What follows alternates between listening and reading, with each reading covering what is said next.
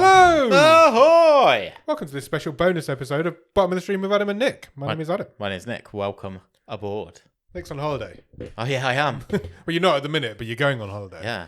So we can't do our normal scheduled programming. So we're doing giving some little extra treats. pre-recording, some little bonus episodes for you. So you can get to know us a bit more on the history of the show and what we do and who we are, I guess. Yeah, exactly. So, I mean, what do we do? So we're usually here twice a week. Yep. On a Monday, you can find Bottom of the Stream with Adam and Nick, which is a kind of news chat type show. Yep. Getting you up to date with everything that's going on in the world of movies, streaming. That's what we do. Play some games. Look at Have some Netflix fun. charts.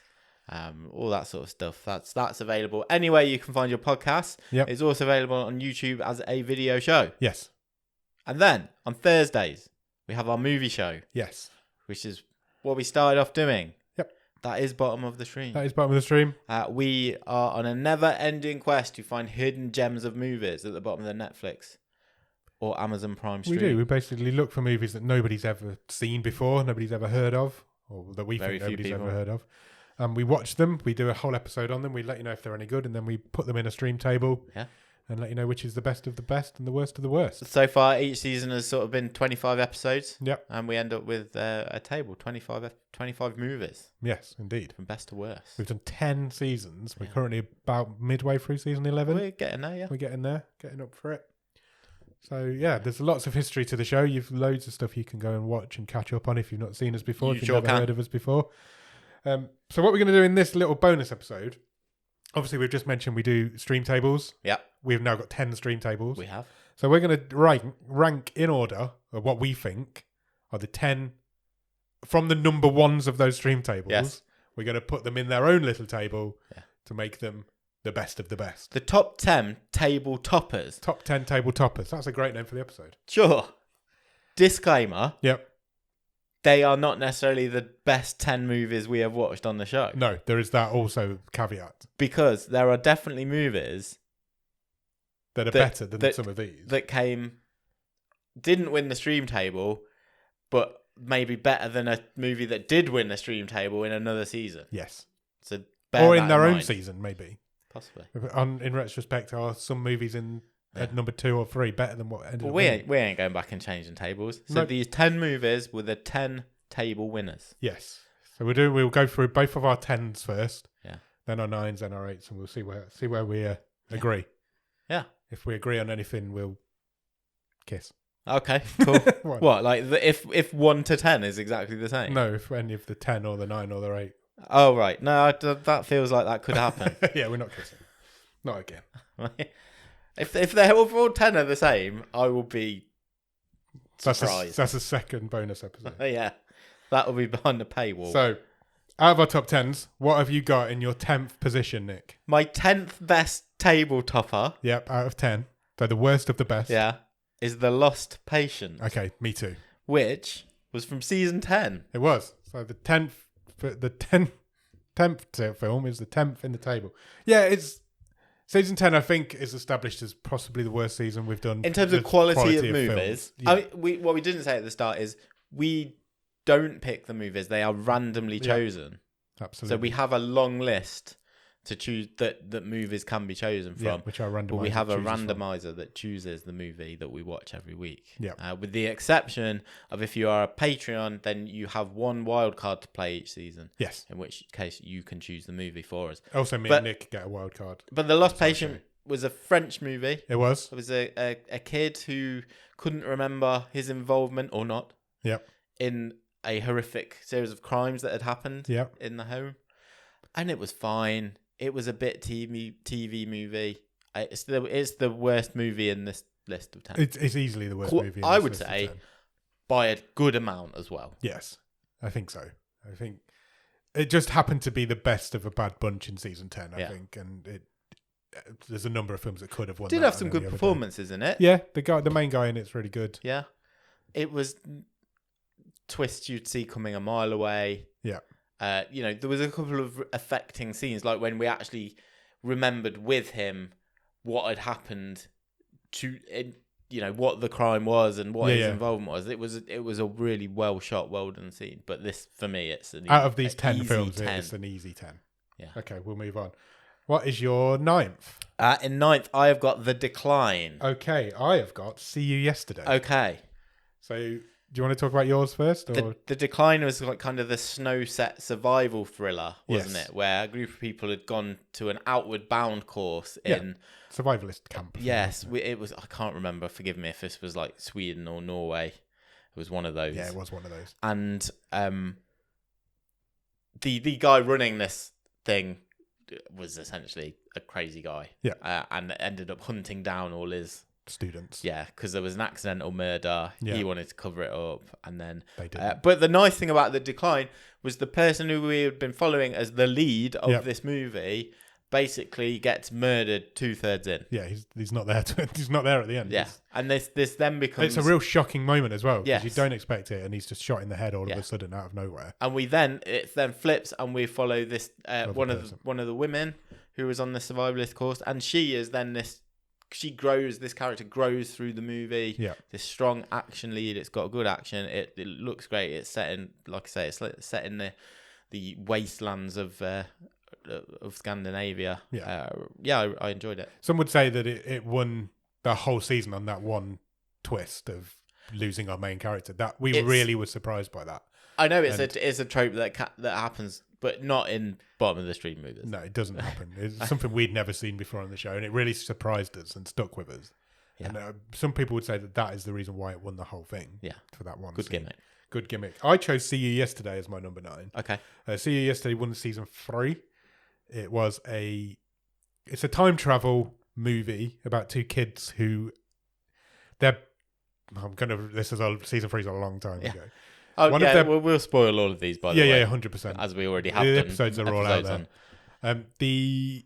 One of the kids' brothers gets murdered by a cop. Correct. And they invent time travel to try and avenge that and stop it happening. Yeah. But they have several attempts to do so because it keeps going wrong. Things go wrong. They keep having to go back and do the same things over and over again. It's a really good little time travel movie. Yeah.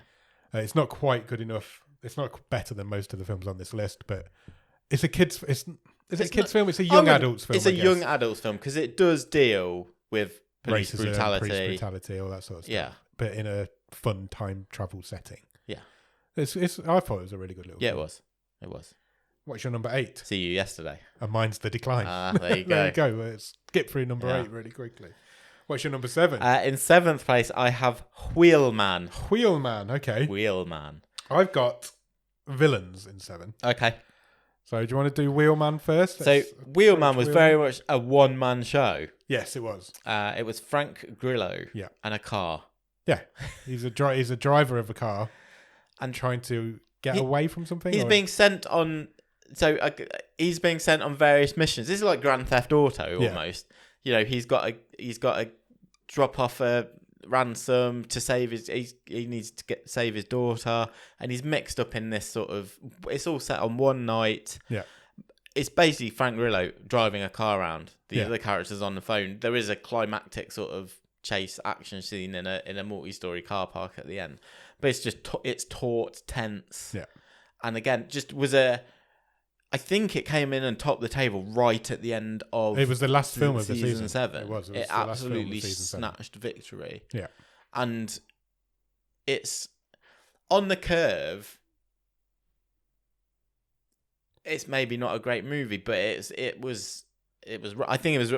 Season 7 is another one where I don't think the quality of the movies in that season was amazing, but it was a deserved winner. It's a good little action movie. It's a great story from start to finish. You kind of term it as a late night sort of one man in a car. If you stumbled across that on a late night movie, you've gone.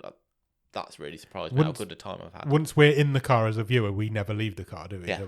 The camera's always in the same spot in the car. Yeah, and we just follow this guy all the way. We get into the car when he gets into the car, and we stay there. We never leave it. He leaves it a few times, but we never do. Yeah. It's a really nice little gimmick. We watch through the front screen of the car. It was a really nice little gimmick. I chose Villains at my number 7. Okay. Villains was a robbery movie gone wrong. Yeah. I guess. It's Bill Skarsgård, isn't it? And Micah Monroe. And they are small-time criminals who their car breaks down. They've robbed a gas station or something, I think. They seek refuge in a quite a posh house. Yeah. only to find that the owners of said house are even more. They've absolutely dangerous. robbed the wrong couple. Yeah, it's a good. Than they themselves are. It won season 5, and they end up being tortured, captured. They try and get away. It's a whole. It's Kira Sedgwick is good memory. In one of the is the female of the couple, and they. It's wacky. It's creepy, wild. It's funny. Good performances. Great performances. Probably some of the best acting we've seen on the show. A really good film. Number 6. So in 6, I have The Dawn Wall. Okay. I have diplomatically put this in the middle of this group of 10. We'll talk about your number 6 then, because mine was Wheelman. Okay. So we've already done my number 6. Good. So The Dawn Wall was the only documentary we've done on this show. It was, yeah. It won season 1. It was did. the first season. And it's an amazing film. It's a great film. It is the story of Tommy Caldwell, who is a career free climber. Yes. And one of his ambitions has been to create the toughest route up El Capitan in Yosemite, the Dawn Wall, because when the sun rises over the front of the mountain, it's just basically just a flat piece of rock. And he wants to set the record up this hardest route, but it's also a bit of his life story. Yeah. So Tommy Caldwell lost a thumb. Yes, he did. And he is doing this minus one thumb, which is pretty important for a climber, for a free climber. Yeah, really much, very much so. And it's just an amazing movie to follow the story, and it totally draws you in. It does. But then we debate. We've never been back to do a documentary. We've never said we won't. We won't. But it's tough to rank a documentary against a film. And so that's why we've never done it again. This was so absorbing. Yeah. And it's... There's an argument that says that it shouldn't have won season 1 because we didn't know what we were doing back then. We didn't. It was a new thing. It's apples to oranges. We're comparing apples to oranges, and it's difficult. So I'm of the... Well, we both are now. We won't do another documentary. Yeah. Well, likely we not. won't. We've done 11 seasons now. We never have. We're not going to go back into that. But mainly because of how good The Dawn Wall is. Yeah. And it stormed season 1. Yeah. It beat probably the best film we've ever seen. It's second in season 1. Because your favourite my favourite film we've ever seen didn't win the first season because The Dawn Wall is so good. Yeah. And so, yeah, it's a great film, but it shouldn't have been allowed on the show. But we were young back then. We didn't know what we were maybe doing. have a little asterisk next to it I think so. in our lists. But yeah, I had it at 6. I thought diplomatically I'll put it in the middle. Mid-table. Fair. I didn't do that. Okay, fine. Number 5? Number 5, I've got Caliber. Me too.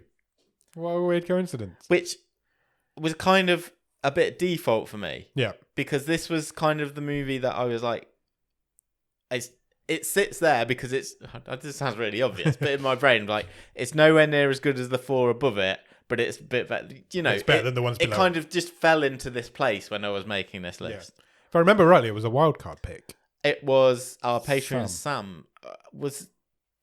Sam win 2 wildcards on at the top of the stream? If I remember rightly. Yeah. Yeah. And Caliber was the tale of the Scottish guys. Were they on a stag do? Or were they just on a lad's holiday? I want to say stag do, but you might be right. It might have just been a lad's holiday. And they are hunting. Yeah. They're hunting deer, and one of them accidentally shoots a kid. Yeah. Who is out with his dad in the woods as well. And they suffer the wrath of the townspeople. They try and cover it up. Yeah. Bury the body. And then the town closes in as they are sort of working out what has happened. It's a fantastic film. Yeah, it's a great movie. It's a really good movie. It's really dark. It's really disturbing. Tense. Yeah. It's a really good film. Won season 4. Did win season 4. So I have it 5th. You have it 5th. Me too. I also have it 5th. Okay.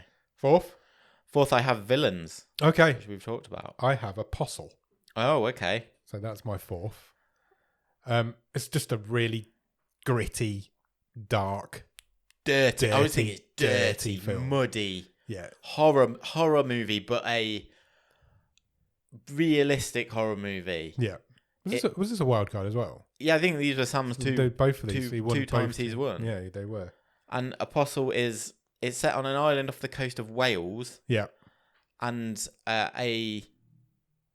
you've got it's an undercover guy going there to try and sort of find out what happens on this island, and it's all they're like a community broken away from everyone else. Human sacrifices, feeding this demonic monster with human flesh. Flesh. Yeah, they feed humans to this underground monster thing.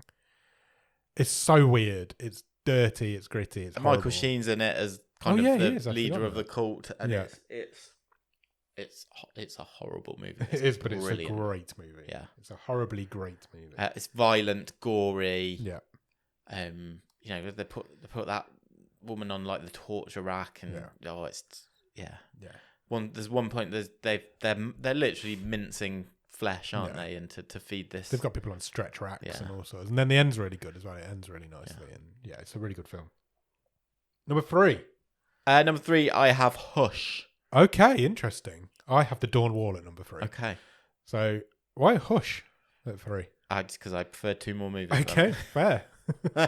What's Hush? Hush is again a horror movie. It's an early Mike Flanagan movie. Yeah. Starring his wife, Katie Seagal. Surprise, surprise. And she is an author. Yep. Researching her next book. She is. And she's deaf. She's deaf and she lives alone. And this is a sort of home invasion movie. Yeah. She is stalked by a masked intruder. Yeah.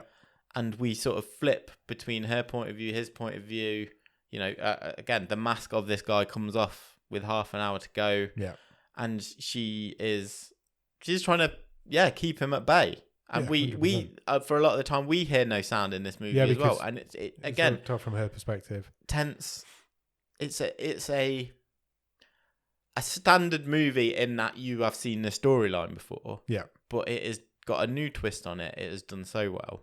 And like, I would say 9 out of these 10 movies, just hard recommendations for me.